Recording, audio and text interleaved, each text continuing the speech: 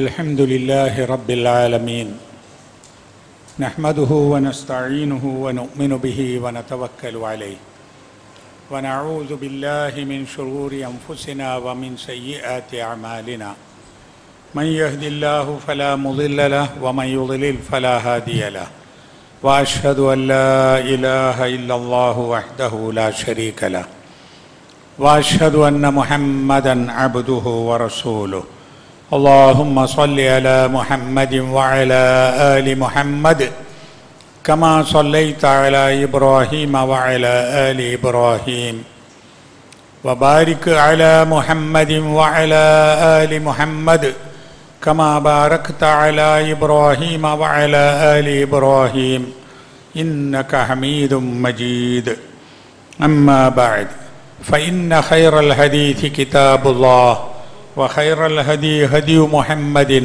صلى الله عليه وسلم وشر الأمور محدثاتها فكل محدثة بدعة وكل بدعة ضلالة أعوذ بالله من الشيطان الرجيم بسم الله الرحمن الرحيم يا أيها الذين آمنوا اتقوا الله حق تقاته ولا تموتن إلا وأنتم مسلمون ബഹുമാന്യരായ സത്യവിശ്വാസികളെ, അള്ളാഹുവിൻ്റെ കൽപ്പനകൾ സൂക്ഷിച്ചുകൊണ്ട് തഖ്വയോടുകൂടി ജീവിക്കുവാൻ പരിശ്രമിക്കണമെന്ന് എന്നെയും നിങ്ങളെയും ഉണർത്തുകയാണ്. അള്ളാഹു സുബ്ഹാനഹു വ തആല നമ്മെ എല്ലാവരെയും അവൻ്റെ കൽപ്പനകൾ അനുസരിച്ച് ജീവിക്കുന്ന മുത്തഖീങ്ങളായി ജീവിപ്പിക്കുമാറാവട്ടെ. ആമീൻ. അള്ളാഹു സുബ്ഹാനഹു വ തആല റഹ്മാനും റഹീമുമാണ്, അങ്ങേയറ്റം കാരുണ്യമുള്ളവനാണ്. മലയാളത്തിൽ നമ്മൾ പറയാറുള്ളത് അള്ളാഹു പരമകാരുണ്യകനും കരുണാനിധിയുമാണ് എന്നാണ്. ലോകത്തുള്ള എല്ലാ മനുഷ്യർക്കും ജീവജാലങ്ങൾക്കും സസ്യങ്ങൾക്കും എല്ലാറ്റിനും എല്ലാ ചരാചരങ്ങൾക്കും അള്ളാഹു സുബ്ഹാനഹു വ തആല കാരുണ്യം ചൊരിഞ്ഞുകൊണ്ടേയിരിക്കുന്നു.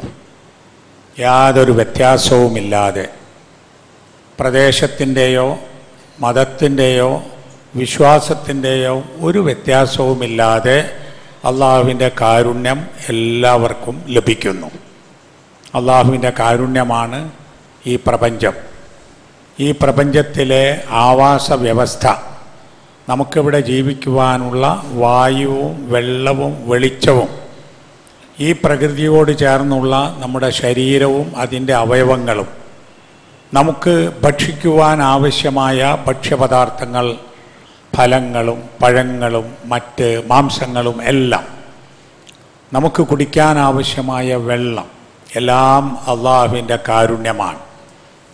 അള്ളാഹു സുബ്ഹാനഹു വ തആല മനുഷ്യൻ എങ്ങനെ ജീവിക്കണം എന്നതിനുള്ള നിയമപുസ്തകവുമായി അയച്ചിട്ടുള്ളത് അവസാന പ്രവാചകൻ മുഹമ്മദ് നബി തിരുമേനി സല്ലല്ലാഹു അലൈഹി വസല്ലമയാണ്. റസൂൽ സല്ലല്ലാഹു അലൈഹി വസല്ലമ കൊണ്ടുവന്നതും നമ്മെ പഠിപ്പിച്ചതും ജീവിതത്തിൽ കാണിച്ചു തന്നതും വളരെ കാരുണ്യത്തോടു കൂടിയുള്ള കാര്യങ്ങളാണ്. വമാ അർസൽനാക ഇല്ലാ റഹ്മത്തൻ ലിൽ ആലമീൻ, ലോകത്തിന് മുഴുവനും ലോകങ്ങൾക്ക് മുഴുവനും കാരുണ്യമായിക്കൊണ്ടാണ് അല്ലാഹു തആല റസൂൽ സല്ലല്ലാഹു അലൈഹി വസല്ലമയെ അയച്ചത് എന്നർത്ഥം. അതുകൊണ്ട് തന്നെ റസൂൽ സല്ലല്ലാഹു അലൈഹി വസല്ലമ ആളുകളോട് സംസാരിച്ചതും പെരുമാറിയതും ആളുകൾ ചെയ്യാൻ വേണ്ടി പറഞ്ഞതും റസൂൽ സല്ലല്ലാഹു അലൈഹി വസല്ലമ പ്രശ്നങ്ങളിൽ വിധി കൽപ്പിച്ചതും ഒക്കെ ആ കാരുണ്യത്തോടു കൂടിയാണ്. സഹാബിമാരോട്, പുറമേ രാജ്യത്ത് നിന്ന് വന്നവരോട്, ശത്രുക്കളോട്, മൃഗങ്ങളോട് പോലും കാരുണ്യത്തോടു കൂടിയാണ് റസൂൽ സല്ലല്ലാഹു അലൈഹി വസല്ലമ പെരുമാറിയത്. കാരുണ്യവാനായ അള്ളാഹു മനുഷ്യർക്കെല്ലാം കാരുണ്യമായി റസൂലിനെ അയച്ചു. ആ റസൂൽ സല്ലല്ലാഹു അലൈഹി വസല്ലമ പറയുകയും ചെയ്തു, ഇർഹമു മൻ ഫിൽ അർദ് യർഹമുക്കും മൻ ഫിസ് സമാ, ഭൂമിയിലുള്ള എല്ലാവർക്കും നിങ്ങൾ കരുണ നൽകുക, എന്നാൽ ആകാശത്തുള്ളവൻ അള്ളാഹു നിങ്ങൾക്ക് കരുണ നൽകും എന്ന്. യാതൊരു വ്യത്യാസവുമില്ലാതെ എല്ലാവർക്കും കരുണ ചെയ്യാനാണ് കാരുണ്യത്തിൻ്റെ പ്രവാചകൻ ലോകത്തെ പഠിപ്പിച്ചിട്ടുള്ളത്. അൽഹംദുലില്ലാ. ഇതാണ് ഇസ്ലാം. ഇത്രയും നല്ലതാണ്. അതിൻ്റെ നിയമങ്ങളും അതിൻ്റെ കൽപ്പനകളും അതിൻ്റെ ആഹ്വാനങ്ങളും ഒക്കെ നല്ലതാണ്. എല്ലാവർക്കും ഉപകാരപ്പെടുന്നതാണ്. ഈ ദീൻ ഉൾക്കൊണ്ട് ജീവിക്കുന്ന മുസ്ലിമിൻ്റെ സാന്നിധ്യവും അത്രമാത്രം നല്ലതായിരിക്കേണ്ടതുമാണ്. ഇതൊക്കെ എല്ലാവർക്കും അറിയാം. ഖുർആൻ പഠിക്കുന്ന ആളുകൾക്കറിയാം, നബി ചരിത്രം പഠിക്കുന്ന ആളുകൾക്കറിയാം, റസൂൽ സ്വല്ലല്ലാഹു അലൈഹി വസല്ലമയുടെ സഹാബത്തിനെ പറ്റി മനസ്സിലാക്കിയവർക്കറിയാം. ഇതൊക്കെ അറിയാമെങ്കിലും മുസ്ലിങ്ങളുടെ ഭാഗത്ത് നിന്ന് എന്തെങ്കിലും ചില പോരായ്മകളോ ചില തെറ്റുകളോ ഉണ്ടായാൽ അത് ഇസ്ലാമിൻ്റെ പോരായ്മയായി വ്യാഖ്യാനിക്കുകയും എന്നിട്ട് ലോകം മുഴുവനും ഇസ്ലാമിനെതിരെ പ്രചാരണം നടത്തുകയും ചെയ്യുക എന്നത് ഇന്ന് ചിലരുടെ ഒരു ശീലമായിരിക്കുകയാണ്. അതിൽ യുക്തിവാദികൾ, ഇസ്ലാമിനോട് താല്പര്യമില്ലാതെ ഇത് വിട്ടുപോയ ആളുകൾ, അതുപോലെ തന്നെ രാഷ്ട്രീയ നേട്ടത്തിന് വേണ്ടി മതത്തെ ദുരുപയോഗപ്പെടുത്തുന്ന ഫാസിസ്റ്റ് ചിന്താഗതിയുള്ള ആളുകളൊക്കെ ഇങ്ങനെ ചെയ്യുന്നു. അതിനവർ ഇസ്ലാമിൻ്റെ മതപരമായ പദങ്ങളെ, പ്രയോഗങ്ങളെ, വാക്കുകളെ ദുർവ്യാഖ്യാനിക്കുകയും ചെയ്യുന്നു. എല്ലാ വേദഗ്രന്ഥങ്ങൾക്കും അതിൻ്റേതായ ഒരു ഭാഷയുണ്ട്. ഒരു ഭാഷയിൽ, പ്രത്യേകിച്ച് ദൈവികമായ വേദഗ്രന്ഥത്തിലെ വാക്കുകൾ മറ്റൊരു ഭാഷയിലേക്ക് പരിഭാഷപ്പെടുത്തുമ്പോൾ പൂർണ്ണ അർത്ഥം ലഭിക്കണമെങ്കിൽ വിശദീകരണവും വ്യാഖ്യാനവും സന്ദർഭമേത് എന്ന വിശദീകരണവും ഒക്കെ ആവശ്യമായി വരും. ഖുർആൻ മാത്രമല്ല, എല്ലാ വേദങ്ങളും വേദഭാഷ മനസ്സിലാകണമെങ്കിൽ അത് മനസ്സിലാകാത്ത ആളുകളാണ്, അല്ലെങ്കിൽ തെറ്റിദ്ധരിപ്പിക്കുന്ന ആളുകളാണ് ഇസ്ലാമിലെ സാങ്കേതിക പദങ്ങളെ, മതപരമായ പദാവലികളെ ദുർവ്യാഖ്യാനം ചെയ്ത് ഇസ്ലാമിനെ മോശമാക്കാൻ ശ്രമിക്കുന്നത്. ഇപ്പടുത്ത് കശ്മീരിൽ ഭീകരപ്രവർത്തനമുണ്ടായി. ഇന്ത്യയിൽ മാത്രമല്ല, ലോകം മുഴുവനുമുള്ള മുസ്ലിങ്ങൾ, പണ്ഡിതന്മാർ, നേതാക്കന്മാർ, സാധാരണക്കാർ അതിനെ അപലപിച്ചു. ആ കുറ്റവാളികളെ ശിക്ഷിക്കണമെന്ന് പറഞ്ഞു. അത് മതമല്ല എന്ന് പറഞ്ഞു, മതത്തിന് ഭീകരതയില്ല എന്ന് പറഞ്ഞു. ഇതൊക്കെ പറഞ്ഞാലും ഇസ്ലാമിലെ ഭീകരതയാണത് എന്ന് പറയുന്നു. മുസ്ലിങ്ങൾ അങ്ങനെ പറയാറില്ലല്ലോ. ഇപ്പൊ ഗാന്ധിജിയെ കൊന്ന ഗോഡ്സെ, അദ്ദേഹം തന്നെ പറഞ്ഞത് അദ്ദേഹം ഒരു ബ്രാഹ്മണനാണ്, സനാതന ഹിന്ദുവാണ് എന്നാണ്. ആരെങ്കിലും പറഞ്ഞു സനാതന ഹിന്ദു മതം അത് മനുഷ്യരെ കൊല്ലലാണ് എന്ന്? അത് അയാൾ ചെയ്ത ഒരു തെറ്റാണ്, ക്രൂരതയാണ്, അവിടെ അവസാനിച്ചു. അതിന് അയാളെ ശിക്ഷിക്കാം എന്നല്ലാതെ നമ്മുടെ നാട്ടിൽ ജീവിക്കുന്ന നല്ലവരായ ഹൈന്ദവ സുഹൃത്തുക്കളെ അതിൻ്റെ പേരിൽ അധിക്ഷേപിക്കേണ്ടതുണ്ടോ? ഒരു വർഷം മുമ്പാണല്ലോ കേരളത്തിൽ കളമശ്ശേരിയിൽ ഒരാൾ പ്രാർത്ഥന നടക്കുന്ന ആരാധനാലയത്തിൽ ചെന്ന് 6 പേരെ വെടിവെച്ച് കൊന്നത്. ആ വെടിവെച്ച് കൊന്നത് ഒരു ക്രിസ്ത്യാനിയാണ്. അത് അയാളുടെ മതം പറഞ്ഞിട്ട് ചെയ്തതല്ല എന്ന് എല്ലാവർക്കും അറിയാമല്ലോ. അത് അയാളുടെ ഒരു ക്രൂരമായ പെരുമാറ്റമാണ്. കാരണം എന്താണ് എന്ന് ബന്ധപ്പെട്ടവർ കണ്ടുപിടിക്കേണ്ടതാണ്. അത് ആ മനുഷ്യൻ ചെയ്ത ക്രൂരത എന്ന നിലക്കാണ് അത് കാണേണ്ടത്. അല്ലാതെ അയാൾ ഏത് മതത്തിൽപ്പെട്ടവനാണ് എന്നിട്ട് ആ മതം പറഞ്ഞിട്ടാണ്, അങ്ങനെ ഒരു രീതി മനുഷ്യർക്കിടയിൽ വളർത്തിക്കൂടാ. എന്നാൽ അങ്ങനെ പ്രചരിപ്പിക്കുന്ന ആളുകൾ മാധ്യമങ്ങളിലൂടെ, സാമൂഹിക മാധ്യമങ്ങളിലൂടെ അനുദിനം ഇസ്ലാമിലെ പദാവലിയെ, വാക്കുകളെ അങ്ങനെ ദുർവ്യാഖ്യാനിക്കുകയാണ്.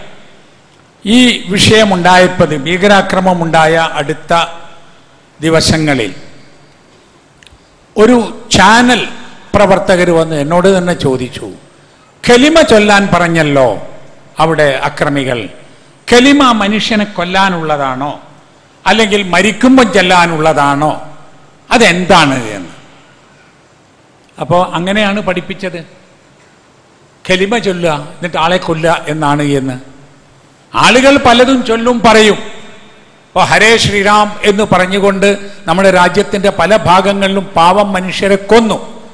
പക്ഷെ ആ പറഞ്ഞത് ശ്രീരാമൻ പറഞ്ഞിട്ടല്ലല്ലോ, ഹൈന്ദവ മതവുമല്ലല്ലോ, അത് സനാതന ധർമ്മവുമല്ല, അത് ആ മനുഷ്യരുടെ ക്രൂരമായ ഒരു സ്വഭാവമാണ്.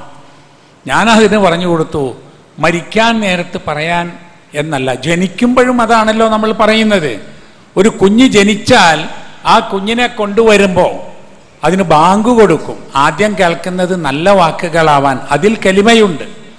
മുസ്ലിങ്ങൾ ജീവിക്കുന്ന പ്രദേശങ്ങളിലൊക്കെ പള്ളികളിലെ ആ പള്ളികളിലൊക്കെ ബാങ്ക് കൊടുക്കുമ്പോൾ അതിൽ കലിമ ഉണ്ട്, അഷ്ഹദു അല്ലാ ഇലാഹ ഇല്ലല്ലാഹ്.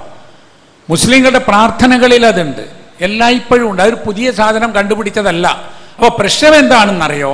ഇസ്ലാമിലെ ഈ ഒരു വാക്കിനെ തെറ്റായി വ്യാഖ്യാനിക്കുക. ഒന്നുകിൽ അത് ചെയ്തവർ, അല്ലെങ്കിൽ അത് കേൾക്കുന്നവർ, അല്ലെങ്കിൽ ആരെങ്കിലും. അങ്ങനെയാകുമ്പോൾ നമുക്കെന്താണ് ഏതാന്ന് പറഞ്ഞു കൊടുക്കണ്ടേ? അതൊരു പ്രാർത്ഥനാ വാചകമാണ്, അത് ഒരു സാക്ഷ്യത്തിൻ്റെ പ്രഖ്യാപനമാണ്. അത് എല്ലാ മതത്തിലുമുണ്ട്. മതത്തിൽ മാത്രമല്ല, രാഷ്ട്രീയ പ്രസ്ഥാനങ്ങൾക്ക് പോലും ഇടക്കിടക്ക് പറയുന്ന ചില മുദ്രാവാക്യങ്ങളുണ്ടല്ലോ. അത് ആ സമൂഹത്തെ അതിൽ നിർത്താൻ വേണ്ടിയിട്ടുള്ളതാണ്. ഈ ലോകത്തെ മുഴുവനും സൃഷ്ടിച്ചു പരിപാലിക്കുന്ന പടച്ചവനല്ലാതെ ആരാധ്യനില്ല എന്നാണ് അതിൻ്റെ അർത്ഥം. അള്ളാഹ് എന്ന് പറയുമ്പോഴും മുസ്ലിങ്ങളുടെ ദൈവമാണ് എന്ന് വിചാരിച്ചിട്ടാണ് ഇതൊക്കെ. അള്ളാഹ് എന്ന് തന്നെയാണ് അറബ് രാജ്യങ്ങളിൽ അറേബ്യൻ വംശജരായ ക്രിസ്ത്യാനികളും യഹൂദികളും മറ്റ് മതക്കാരും പടച്ചവനെ കുറിച്ച് പറയുന്നത്. വേറൊരു വാക്കില്ലല്ലോ. അള്ളാഹ് എന്ന് തന്നെയാണ് അവർ പറയുന്നത്, അവരെഴുതുന്നത്. അവരുടെ ബൈബിളിൽ അങ്ങനെയാണ്, അവരുടെ തൗറാത്തിൽ അങ്ങനെയാണ്, ഒക്കെ ഉള്ളത് അങ്ങനെയാണ്. അപ്പം ഇത് മനസ്സിലാക്കാതെ ഒരു വാക്കെടുത്തിട്ട് അത് ക്രൂരതയാണെന്ന് പറയാം. ഇപ്പം തുടങ്ങിയ ഒന്നുമല്ലത്. ജിഹാദ് ഒരു വിവാദമായല്ലോ. ജിഹാദികൾ എന്ന് പൊതുവെ മുസ്ലിങ്ങളെ കുറിച്ച് പറയുന്ന ആളുകളുണ്ട് ഇപ്പോഴേ. എന്താ ജിഹാദ്? ഖുർആൻ പറഞ്ഞു വജാഹിദുഹും ബിഹി ജിഹാദൻ കബീറ. ഖുർആൻ കൊണ്ട് വലിയ ജിഹാദ് നടത്തണമെന്ന് എന്ന് പറഞ്ഞാൽ ഖുർആൻ ആളുകൾക്ക് പറഞ്ഞു കൊടുക്കണം, ഖുർആൻ്റെ ആശയം പഠിപ്പിക്കണം. അതാണല്ലോ ഖുർആൻ കൊണ്ടുള്ള വലിയ ജിഹാദ്. മാതാപിതാക്കളെ പോയി സംരക്ഷിക്കാൻ പറഞ്ഞു റസൂൽ സല്ലല്ലാഹു അലൈഹി വസല്ലം ഒരാളോട്. പ്രായമായ അസുഖമുള്ള മാതാപിതാക്കൾ, വജാഹിദുഹും ഫിഹിമ, വജാഹിദ് ഫിഹിമ, നീ അവരടുത്ത് പോയിട്ട് ജിഹാദ് ചെയ്യാന്ന്. എന്നാൽ മാതാപിതാക്കളെ ആക്രമിക്കാനല്ല, അവർക്ക് വേണ്ട ഒത്താശ ചെയ്ത് കൊടുക്കുക, ഭക്ഷണം കൊടുക്കുക, വെള്ളം കൊടുക്കുക, മരുന്ന് കൊടുക്കുക, ശുശ്രൂഷിക്കുക. അതിന് പറഞ്ഞതും ജിഹാദ് എന്നാണ്. ജിഹാദുൻ നഫ്സ് എന്ന് പറഞ്ഞിട്ടൊന്നുണ്ട്, മനുഷ്യൻ അവൻ്റെ മനസ്സിനെ നിയന്ത്രിച്ച് നിർത്തുന്ന പരിശീലനം. അതും ജിഹാദ് തന്നെയാണ്. അത് പറഞ്ഞു കൊടുത്തപ്പോൾ ആൾക്കാർക്ക് മനസ്സിലായി ഇതാണ് എന്ന്. അല്ലെങ്കിൽ ഇങ്ങനെ പറഞ്ഞു നടക്കുകയാണ്. എന്നിട്ട് പറഞ്ഞ് ലവ് ജിഹാദ് വന്നു. വിവാഹത്തിന് മുമ്പ് പ്രേമിച്ച് നടക്കുക എന്ന് പറഞ്ഞാൽ ഇസ്ലാമിലില്ലല്ലോ. എന്നിട്ട് ഇസ്ലാമിലെ ഒരു വാക്കിന് അതിനോട് കൂട്ടിച്ചേർത്തു.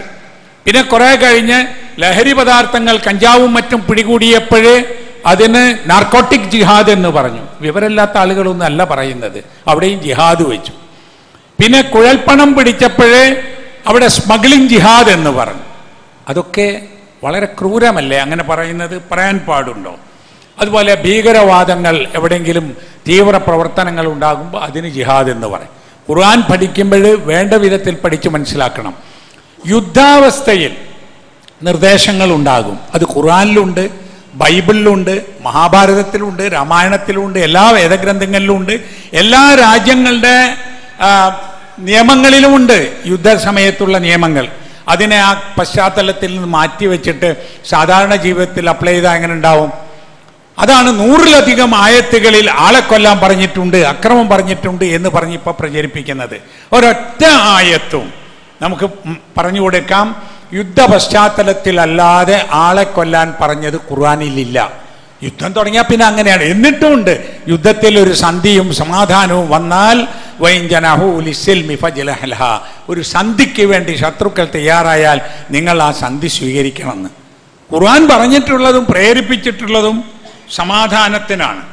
എന്താ പറഞ്ഞത്? അൻതബറൂഹും വതുഖ്സിതു ഇലൈഹിം, നിങ്ങളോട് നല്ല നിലക്ക് പെരുമാറുന്ന ആളുകൾക്ക് നന്മ ചെയ്യണം, നീതിപൂർവം അവരോട് പെരുമാറണം. വഖൂലു ലിന്നാസി ഹുസ്ന, ജനങ്ങളോട് നല്ല വാക്ക് സംസാരിക്കണം. അതുപോലെ തന്നെ അള്ളാഹു പറഞ്ഞു ഇന്നാ ഖലഖ്നാകും മിൻ ദക്കരിൻ വ ഉൻസ, നിങ്ങളെല്ലാം നാം പടച്ചത് ഒരാണിൽ നിന്നും ഒരു പെണ്ണിൽ നിന്നുമാണ്. ഇതാണ് വിശ്വമാനവികത. സർവ മനുഷ്യരോടും സൗഹാർദ്ദത്തോടും സ്നേഹത്തോടും കഴിയണം എന്ന് പഠിപ്പിക്കുന്ന ഗ്രന്ഥത്തിനെ ഇവർ ദുർവ്യാഖ്യാനം ചെയ്യുകയാണ് ചെയ്യുന്നത്. അതാണ് ജിഹാദൊക്കെ കൊണ്ടുവന്നിട്ടുള്ളത്. ഹിജാബ് വന്നിരുന്നല്ലോ ഇടയ്ക്ക്, ഹിജാബ് അതിങ്ങനെ വന്നിട്ട് എന്തോ ഒരു ഭീകരമാണ് എന്ന് ഒന്നുമില്ല. സ്ത്രീകൾ അവരുടെ ശരീര സൗന്ദര്യം അന്യരുടെ മുമ്പിൽ മറച്ചു വെക്കുന്ന വസ്ത്രം ധരിക്കുന്നു, അത് അവരുടെ ഇഷ്ടമല്ലേ? ഓരോരുത്തരും ഏത് വസ്ത്രം ധരിക്കണം എന്നുള്ളത് അവർക്ക് തീരുമാനിക്കണം, അത് മാന്യമാവണം. എന്നാൽ മുസ്ലിം സ്ത്രീകൾ അവരുടെ തലയും മാറിടവും മറ്റ് സൗന്ദര്യങ്ങളും ഒക്കെ മറക്കുന്ന ഒരു വേഷം ധരിക്കുമ്പോൾ അതിന് പഴഞ്ചനാണെന്ന് പറയാം. ആ വസ്ത്രം മുസ്ലിങ്ങളല്ലാത്ത സ്ത്രീകൾ ധരിച്ചാലോ? ഇപ്പം ലോകത്ത് ഏറ്റവും അധികം ആദരിക്കപ്പെടുന്ന ഒരു വനിതയാണ് മദർ തെരേസ. മദർ തെരേസയുടെ വസ്ത്രം ഹിജാബാണ്. തലയും കൈയും കഴുത്തും ശരീരവും പാദം വരെ ധരിച്ചതാണ്. ഒരുപാട് സന്യാസിനിമാർ, കന്യാസ്ത്രീകൾ ആ വേഷത്തിലാണ്. അതിനൊരു കുഴപ്പവും ആരും പറയില്ല. മുസ്ലിം സ്ത്രീകൾ ഹിജാബ് ധരിക്കാൻ പറഞ്ഞു, എന്നിട്ട് വസ്ത്രമൊക്കെ ഉപേക്ഷിക്കാൻ വേണ്ടി ആഹ്വാനം ചെയ്യാം. ഹലാൽ വന്നു. ഈ പദാവലികളെക്കുറിച്ചാണ് ഞാൻ പറയുന്നത്, ഇസ്ലാമിലെ മതപരമായ പദാവലി. ഹലാൽ വന്നപ്പോഴെന്തായിരുന്നു ചാനൽ ചർച്ചകൾ? ഇവിടെ ആഗോള ഇസ്ലാമിക തീവ്രവാദത്തിൻ്റെ അടയാളമാണ് ഹലാൽ എന്ന്. ഹലാൽ എന്ന് പറഞ്ഞാൽ മുസ്ലിമീങ്ങൾക്ക് ഭക്ഷണം കഴിക്കുന്നതിന് നിയമമുണ്ട്. പച്ചക്കറികളും പഴങ്ങളും ഒക്കെ അവർക്ക് ഏതും കഴിക്കാം, ധാന്യങ്ങൾ കഴിക്കാം. മാംസമാകുമ്പോഴേ അത് ബിസ്മി ചൊല്ലി അറുത്തതായിരിക്കണം. ചത്തതും അതുപോലെ ജീർണിച്ചതും അതൊന്നും കഴിക്കാൻ പറ്റില്ല. അത്രയേ ഉള്ളൂ. അത് അവരുടെ ഒരു ചോയ്സാണ്. ശുദ്ധ സസ്യഭുക്കുകളായ വെജിറ്റേറിയന്മാരായ ആളുകൾക്ക് വരാൻ വേണ്ടി ഹോട്ടലുകളിലൊക്കെ പ്യുവർ വെജിറ്റേറിയൻ എന്ന് എഴുതി വെക്കലുണ്ട്. അതിലാർക്കും ഒരു പ്രശ്നമില്ല. അവിടെ വെജിറ്റേറിയൻ വേണ്ട നമ്മളും പോയി കഴിക്കും.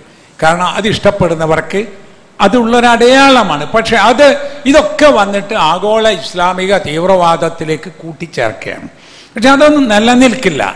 കാരണം ഇത് പറഞ്ഞു കൊടുക്കാനും ചരിത്രപരമായും വസ്തുതാപരമായും ബോധ്യപ്പെടുത്താനും കഴിയുന്ന ആളുകൾ ഈ മുസ്ലിം സമൂഹത്തിൽ ഉണ്ട് എന്നതുകൊണ്ട് യുദ്ധ സാഹചര്യത്തിൽ അവതരിച്ച ആയത്തുകളാണ് ഈ പറയുന്നത് എന്ന് പറയുമ്പോൾ അവർ പറയാണ് അതിന് ഇസ്ലാമിൽ എന്നും യുദ്ധമുണ്ടാകണം, എല്ലാവരും മുസ്ലിങ്ങളാകുന്നവരെ കൊന്നൊടുക്കണം എന്നുണ്ടല്ലോ എന്നാണ്. ഉണ്ടോ? ഉണ്ടെങ്കിൽ റസൂൽ സല്ലല്ലാഹു അലൈഹി വസല്ലമ മരണപ്പെടുമ്പോൾ റസൂലിൻ്റെ പടയങ്കി ഒരു ജൂതൻ്റെ കയ്യിൽ പണയത്തിലായിരുന്നു എന്ന് ചരിത്രത്തിലുണ്ട്. അന്ന് അവിടെ ജൂതൻ ഉണ്ടല്ലോ, കൊന്നൊടുക്കി തീർത്തിട്ടില്ലല്ലോ. പിന്നെ ഖലീഫമാരുടെ കാലത്ത് ഉയർന്ന ഭരണരംഗങ്ങളിലൊക്കെ മുസ്ലിങ്ങളല്ലാത്തവരുണ്ടായിരുന്നു എന്നുണ്ട്. ചരിത്രം അങ്ങനെയാണ്. ആദ്യം ഇസ്ലാം എത്തിപ്പെട്ടിട്ടുള്ള ഈജിപ്തിലും സിറിയയിലും ലബ്നാനിലും ഇറാഖിലും ഒക്കെ തന്നെ ഇപ്പോഴും മറ്റു മതക്കാരായ പ്രത്യേകിച്ച് ക്രൈസ്തവ യഹൂദ സമൂഹങ്ങളുടെ ആസ്ഥാനങ്ങളും ചർച്ചുകളും സിനഗോഗുകളും അവരുടെ മെത്രാന്മാരും അവരുടെ ബിഷപ്പുമാരും അവരുടെ ബൈബിളും ഒക്കെ ഇപ്പോഴുമുണ്ട്. കൊന്നൊടുക്കി തീർക്കാതെ വെച്ചതാണ്. ഏറ്റവും കൂടുതൽ മുസ്ലിങ്ങളുള്ള Indonesia, Malaysia, Brunei, Bangladesh, Pakistan തുടങ്ങിയ മുസ്ലിം ഭൂരിപക്ഷ പ്രദേശങ്ങളിൽ ലക്ഷക്കണക്കിന് ഇതര മതസ്ഥരുണ്ട്. അവരുടെ ആരാധനാലയങ്ങളുമുണ്ട്. മുസ്ലിങ്ങൾ വളരെ കൂടുതലുള്ള ഗൾഫ് രാജ്യങ്ങളിൽ അവിടെ ക്ഷേത്രങ്ങളുണ്ട്, അവിടെ ചർച്ചുകളുണ്ട്. ഖത്തറിൽ ഒരു ചർച്ച് കോംപ്ലക്സ് ഉണ്ട്. 12-13 വിവിധ സഭകളുടെ ചർച്ചുണ്ട് അവിടെ. ആ സർക്കാർ, മുസ്ലിം സർക്കാർ ആണ് അത് സംരക്ഷിച്ചു പോരുന്നത്, അതിന് സ്ഥലം കൊടുത്തതും. ലോകത്തിലെ ഏറ്റവും വലിയ അമ്പലങ്ങളിൽ ക്ഷേത്രങ്ങളിലൊന്നാണ് 2 വർഷം മുമ്പ് നമ്മുടെ പ്രധാനമന്ത്രി അബുദാബിയിൽ ഉദ്ഘാടനം ചെയ്തിട്ടുള്ള ക്ഷേത്രം. 27 ഏക്കർ സ്ഥലം അബുദാബി ഷെയ്ഖ് ഗവൺമെൻറ് സൗജന്യമായി നൽകിയതാണ്. അപ്പം ഞാൻ പറയുന്നത് വസ്തുതക്കെതിരാണ്, ചരിത്രത്തിനുമെതിരാണ്. ആ രാജ്യങ്ങളിലൊക്കെ എല്ലാ മതത്തിൽപ്പെട്ട ആളുകളും സുഖമായി ജോലി ചെയ്യുന്നുണ്ട്, സമ്പാദിക്കുന്നുണ്ട്, നാട്ടിലേക്ക് അയക്കുന്നുണ്ട്, അവിടെ സ്ഥാപനങ്ങൾ നടത്തുന്നുണ്ട്, ഒരു പ്രശ്നവുമില്ല. അപ്പോൾ പറഞ്ഞ് ഇസ്ലാം, ജിഹാദ്, തീവ്രവാദം, ഭീകരത, കാഫിർ എന്നൊക്കെ പറഞ്ഞുകൊണ്ട് പ്രചരിപ്പിക്കുമ്പോൾ ആളുകൾ തെറ്റിദ്ധരിച്ചു പോകുന്നതാണ്. പക്ഷേ അള്ളാഹുവിൻ്റെ ദീനാണ്, ഇതാർക്കും വായിച്ചു നോക്കാവുന്നതാണ്, ചരിത്രവും നമ്മുടെ കൺമുമ്പിലുള്ളതാണ്. അതുകൊണ്ട് അതിൽ ഭയപ്പെടാനൊന്നുമില്ല എന്നുകൂടി നാം മനസ്സിലാക്കണം. ഖുർആൻ മാത്രമല്ല, ഏത് വേദഗ്രന്ഥങ്ങളും ആ വേദഗ്രന്ഥത്തിൻ്റെ വിശദീകരണം ആ ഗ്രന്ഥത്തിൽ നിന്ന് തന്നെ പഠിക്കണം. ഖുർആൻ പ്രത്യേകിച്ചും ഖുർആനിലെ ഒരു ഭാഗം മറ്റൊരു ഭാഗത്തെ വ്യാഖ്യാനിക്കും. പിന്നെ ഇത് പറഞ്ഞു കൊടുത്ത റസൂൽ സല്ലല്ലാഹു അലൈഹി വസല്ലമ ഖുർആനിൻ്റെ വിശദീകരണങ്ങൾ പറയും. ആ വിശദീകരണങ്ങൾ ഹദീസിൽ ഉണ്ടാകും. റസൂൽ സല്ലല്ലാഹു അലൈഹി വസല്ലമയെ ഖുർആൻ പറഞ്ഞു കൊടുത്തത് കേട്ട സഹാബത്തുണ്ട്. ആ സഹാബിമാർ റിപ്പോർട്ട് ചെയ്യും, ഞങ്ങൾ റസൂൽ സല്ലല്ലാഹു അലൈഹി വസല്ലമ ഇങ്ങനെ പറഞ്ഞതായി കേട്ടിരിക്കുന്നു എന്ന്. ഇത്ര സുതാര്യവും വളരെ പ്രകടവും ആർക്കും അറിയാവുന്നതുമായ ശുദ്ധമായ വൃത്തിയുള്ള മനുഷ്യോപകാരപ്രദമായ സർവോപരി എല്ലാ മനുഷ്യർക്കും ശാന്തിയും സമാധാനവും ലഭ്യമാക്കാൻ ആഹ്വാനം ചെയ്യുന്ന നല്ല ഒരു സന്ദേശമാണിത്. അതാണ് എന്ന് നമ്മൾ ആദ്യം മനസ്സിലാക്കണം. നമ്മളെ കൂട്ടത്തിൽ ഈ പദങ്ങളെയും ഈ ദീനിനെയും തെറ്റായ നിലക്ക് ഉപയോഗപ്പെടുത്തുന്ന ആളുകളെ കണ്ടാൽ അങ്ങനെ ചെയ്യരുത്, നിങ്ങൾ ചെയ്യുന്നത് വലിയ ദ്രോഹമാണ് എന്ന് അവരോടും പറഞ്ഞു കൊടുക്കേണ്ടതുണ്ട്. അല്ലാഹു സുബ്ഹാനഹു വ തആല നമ്മെ എല്ലാവരെയും അനുഗ്രഹിക്കുമാറാവട്ടെ.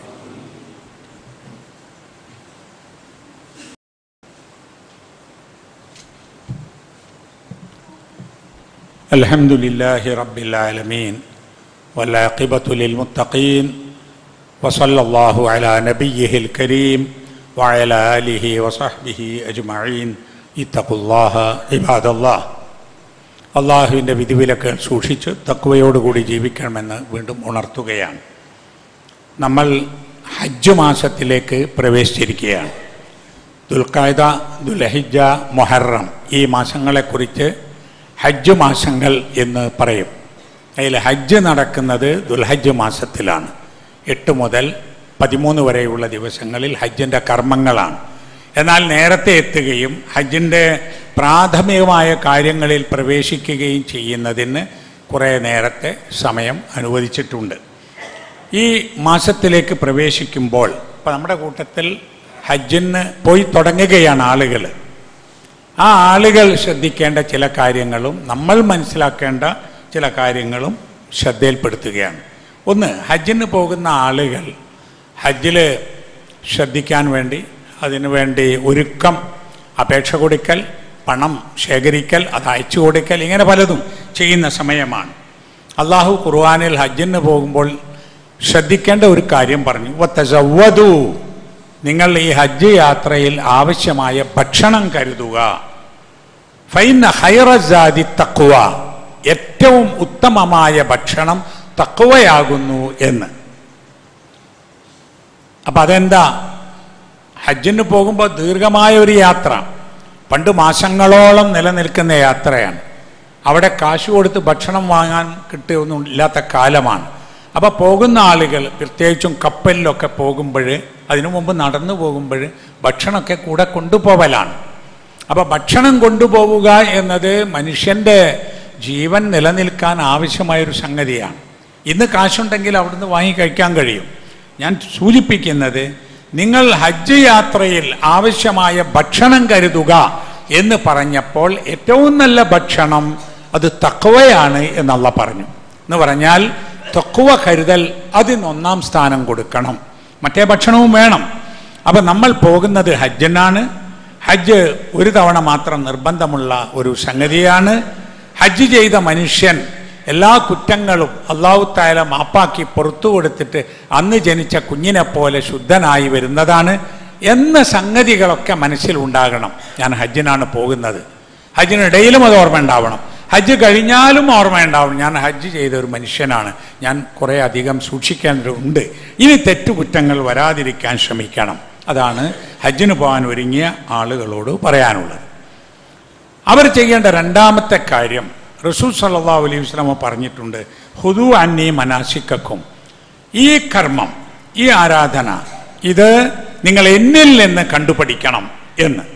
റസൂൽ സല്ലല്ലാഹു അലൈഹി വസല്ലം ചെയ്ത ഹജ്ജ് മദീനയിൽ നിന്ന് പുറപ്പെട്ട് മക്കയിലെത്തി ഹജ്ജ് നിർവഹിച്ച് തിരിച്ചു പോണ വരെയുള്ള ആ ഹജ്ജ് യാത്രയിലെ ചെറുതും വലുതുമായ എല്ലാ കാര്യങ്ങളും ഹദീസുകളിൽ രേഖപ്പെടുത്തിയിട്ടുണ്ട്. അതിൽ പുണ്യമായി ചെയ്യുന്ന സുന്നത്തായ കർമ്മങ്ങൾ, റുക്നുകളായ കർമ്മങ്ങൾ, ഫർളായ കാര്യങ്ങൾ, അതിൻ്റെ ഷർത്തുകൾ എല്ലാം അതിൽ ഉൾക്കൊള്ളുന്നു. അപ്പോൾ ഹജ്ജിന് പോകുന്ന ആളുകൾ റസൂൽ സല്ലല്ലാഹു അലൈഹി വസല്ലമയുടെ ഹജ്ജ് എങ്ങനെയായിരുന്നു എന്ന് മനസ്സിലാക്കി അത് പഠിച്ചു പോകണം. പ്രത്യേകിച്ച് മനസ്സിലാക്കാൻ അല്ലെങ്കിൽ നിവൃത്തിയില്ലാത്ത, പഠിച്ചിട്ടില്ലാത്ത സമൂഹങ്ങളുടെ കൂട്ടത്തിൽ പോകുമ്പോൾ നമുക്ക് അബദ്ധം പറ്റിപ്പോകും. അപ്പോൾ ഹജ്ജ് ശരിക്ക് പഠിച്ചിട്ട് വേണം പോവാൻ. മൂന്നാമത്തെ കാര്യം, ഹജ്ജിനിടയിൽ നമ്മൾ ധാരാളമായി ദുആ ചെയ്യണം. ഇപ്പോൾ മുതൽക്ക് തന്നെ, അതായത് ഹജ്ജ് പൂർത്തിയായി കിട്ടാൻ, വിഷമമില്ലാതെ പോയി വരാൻ, ചെയ്ത ഹജ്ജ് മഖ്ബൂലും മബ്രൂറുമായി തീരാൻ ദുആ ചെയ്യണം. അതിന് നല്ല ക്ഷമയും ഉണ്ടാവണം. ഇത്രയും കാര്യങ്ങൾ ഹജ്ജുമായി ബന്ധപ്പെട്ട് ഹജ്ജ് ഉദ്ദേശിച്ച ആളുകളെ ഓർമ്മിപ്പിക്കുകയാണ്. ഹജ്ജിന് പോവാത്ത ഇവിടെയുള്ള നമ്മുടെ ആളുകളോട് പറയാനുള്ള ഒരു കാര്യം, ഒരു മാസമുണ്ടെങ്കിലും അതിനുവേണ്ടിയുള്ള ഒരുക്കങ്ങളിൽ ഒന്ന് ഉളഹിയ്യത്തിന് വേണ്ടിയുള്ള ഒരുക്കം ഇപ്പോഴൊക്കെ തുടങ്ങണം. അതൊരു പുണ്യകർമ്മമാണ്. ഹജ്ജൽ ഉളഹിയ്യത്ത്, ഹജ്ജൽ ഹദിയ്, ഹജ്ജൽ ഫിദിയ, ഇങ്ങനെയുള്ള ബലികളുണ്ട്. നമുക്കിവിടെ ഉളഹിയ്യത്ത് ബലിയാണുള്ളത്. അത് വെറുതെ ആളുകൾക്ക് ഭക്ഷണം കൊടുക്കുക എന്നതല്ല, അതിലുമുണ്ട് തഖ്വ എന്നാണ്. ഖുർആൻ പറഞ്ഞിട്ടുണ്ട്, ലൻ യനാലല്ലാഹ ലുഹൂമുഹ വലാ ദിമാഉഹ. നിങ്ങൾ നടത്തുന്ന ഈ ബലികർമ്മത്തിൻ്റെ മാംസവും രക്തവും അള്ളാഹുവിലേക്ക് എത്തുകയില്ല. വലാകിൻ യനാലുഹു തഖ്വ മിൻകും. നിങ്ങളിലുള്ള തഖ്വയാണ് അള്ളാഹുവിലേക്ക് എത്തുക എന്ന് പറഞ്ഞാൽ അതിൻ്റെ മാംസം ആളുകൾക്ക് തിന്നാൻ കൊടുക്കാനുള്ളതാണ്. വളരെ പോഷകമൂല്യങ്ങളുള്ളതാണ്. മാത്രവുമല്ല, ഉളഹിയ്യത്ത് നല്ല മൃഗമാവണം, അതിന് പ്രായമായിട്ടുണ്ടാവണം, അത് പല്ലു പോയതാവരുത്, കൊമ്പ് മുറിഞ്ഞതാവരുത്, നഖം പറഞ്ഞതാവരുത്. ആരോഗ്യമുള്ള നല്ല മൃഗത്തെയാണ് ബലിയായി നൽകേണ്ടത് എന്നുണ്ട്. ഇപ്പോഴ് ആളുകൾ അത് ശ്രദ്ധിക്കാതെ കിട്ടുന്ന മൃഗത്തെ അറുക്കുന്ന ഒരു രീതി വരുന്നുണ്ട്. അത് നമ്മൾ വളരെ ശ്രദ്ധിക്കണം, നല്ലതായിരിക്കണം നമ്മൾ തിരഞ്ഞെടുക്കുന്നത്. മറ്റൊന്ന്, ചില ആളുകൾ പറയും, എൻ്റെ പ്രദേശത്തൊക്കെ കണ്ടമാനം ബലി മൃഗങ്ങൾ ഉണ്ട്, അപ്പോൾ ഇവിടെ അത് ആവശ്യമില്ല, അതുകൊണ്ട് ഞാനത് ചെയ്യലില്ല എന്ന്. അങ്ങനെയല്ല വേണ്ടത്. അവിടെ ആവശ്യമില്ല എങ്കിൽ ആവശ്യമുള്ള സ്ഥലത്തേക്ക് കൊടുക്കാം. നമ്മുടെ നാട്ടിൽ തന്നെ അന്ന് മാംസം കിട്ടാത്ത ആളുകളുണ്ട്, എത്രയോ ദരിദ്ര പ്രദേശങ്ങളുണ്ട്, പാവങ്ങളുള്ള സ്ഥലങ്ങളുണ്ട്, മറ്റ് സംസ്ഥാനങ്ങളിലുമുണ്ട്. അപ്പോൾ നമ്മൾ എവിടെയാണോ പെരുന്നാൾ അവിടെയാണ് ബലി നടത്തേണ്ടത്. അതിന് സംവിധാനങ്ങളില്ലെങ്കിൽ, സൗകര്യങ്ങളില്ലെങ്കിൽ, ആവശ്യമില്ലെങ്കിൽ നമുക്കത് പുറത്തേക്ക് കൊടുക്കാൻ ഏൽപ്പിക്കാം. അതിനും ഇപ്പോൾ ഒരുപാട് സംഘടനകളും ഓഫീസുകളുമൊക്കെ അതിന് വർക്ക് ചെയ്യുന്നുണ്ട്. ഇനി നിങ്ങളുടെ നാട്ടിൽ ഓരോരുത്തരും ഓരോ മൃഗത്തെ അറുക്കേണ്ടത് ആവശ്യമില്ല, അത്ര നമുക്ക് ഉണ്ട് ഇവിടെ എന്നാണെങ്കിൽ നിങ്ങൾ ഒരു ഷെയറെങ്കിലും എടുത്ത് ആ മുഅക്കദായ ഒരു സുന്നത്ത് എന്ന നിലക്ക് അതിൽ പങ്കാളികളാവണം എന്നുകൂടി സൂചിപ്പിക്കുകയാണ്. അല്ലാഹു സുബ്ഹാനഹു വ തആല നമ്മെ അനുഗ്രഹിക്കുമാറാവട്ടെ. നമ്മിൽ നിന്ന് വന്നുപോയ തെറ്റുകുറ്റങ്ങൾ റഹ്മാനായ റബ്ബ് നമുക്ക് പുറത്തു തരുമാറാവട്ടെ. അല്ലാഹുവേ, ഞങ്ങളിൽ നിന്ന് വന്നു പോകുന്ന പാപങ്ങളും കുറ്റങ്ങളും നീ ഞങ്ങൾക്ക് വിട്ടുപുറത്ത് മാപ്പാക്കി തരണമേ. ഞങ്ങളിൽ നിന്ന് മരണപ്പെട്ടു പോയ ആളുകൾക്ക് മഗ്ഫിറത്ത് നൽകണമേ. ഞങ്ങളിൽ രോഗങ്ങളും മറ്റ് കഷ്ടപ്പാടുകളും അനുഭവിക്കുന്നവരുടെ എല്ലാവിധ പ്രയാസങ്ങളെയും ദൂരീകരിച്ച് തരണമേ. ലോകത്തുള്ള എല്ലാ മനുഷ്യർക്കും ശാന്തിയോടും സമാധാനത്തോടും കൂടി ജീവിക്കുവാനുള്ള സൗഭാഗ്യം നൽകി അനുഗ്രഹിക്കണമേ. ഇസ്ലാമും മുസ്ലിം സമൂഹവും അനുഭവിക്കുന്ന പീഡനങ്ങളും വെല്ലുവിളികളും നേരിടാനും അതിജീവിക്കുവാനുമുള്ള ഈമാനും കരുത്തും നൽകി ഈ സമൂഹത്തെ അനുഗ്രഹിക്കണമേ. അല്ലാഹുമ്മ ഗ്ഫിർ ലിൽ മുഅ്മിനീന വൽ മുഅ്മിനാത്ത് വൽ മുസ്ലിമീന വൽ മുസ്ലിമാത്ത് അൽഅഹ്യാഇ മിൻഹും വൽ അംവാത്ത് ഇന്നക മുജീബുദ് ദഅവാതി യാ ഖാദിയൽ ഹജാത്ത്. ربنا تقبل منا إنك أنت التواب الرحيم إنك أنت السميع العليم إنك أنت وتب علينا إنك أنت التواب الرحيم. ربنا يا غافر المذنبين اللهم أعز الإسلام والمسلمين. ربنا هب لنا من أزواجنا وذرياتنا قرة أعين واجعلنا للمتقين إماما. ربنا آتنا في الدنيا حسنة وفي الآخرة حسنة وقنا عذاب النار. وصلى الله على نبينا محمد وعلى آله وصحبه وسلم.